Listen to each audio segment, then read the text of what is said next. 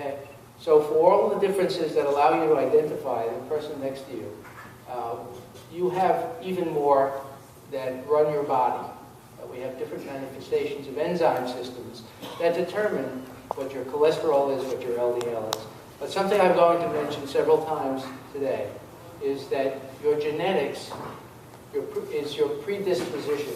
And your predisposition is not necessarily your destiny. Okay? This is important because some of you may have wanted to commit suicide if we had a break earlier this morning. Okay? I almost ran out, and I'm not even Indian.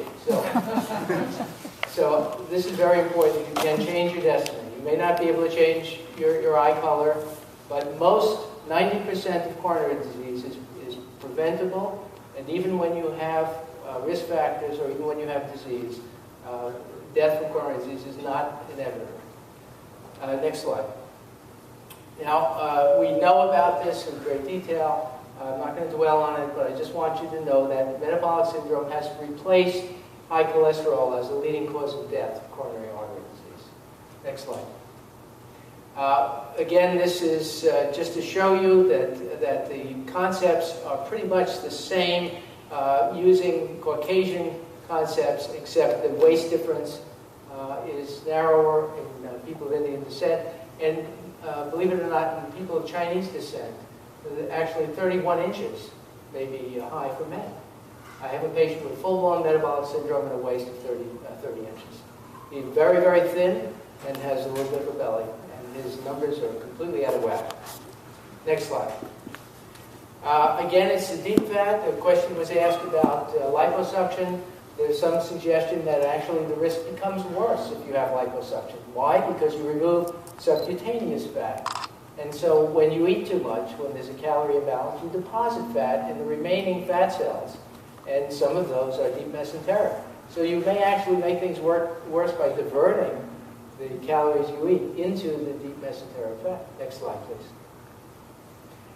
Next slide. Look at this. This is the risk base of diabetes in women. And the risk is so dependent on, the risk is so dependent on weight, body mass index, that there's a almost 39-fold increased chance of diabetes, depending on your body mass index. We already know the importance of waist size. If you have a body mass index of 35 and you're a woman, your chance is 39 times higher of developing diabetes. Amazing. Next slide, please. So the vast majority of diabetes in the world is related to weight. Now this is a slide of 1985 distribution in the United States of obesity. And here, what you're seeing down at the bottom, not going there anymore.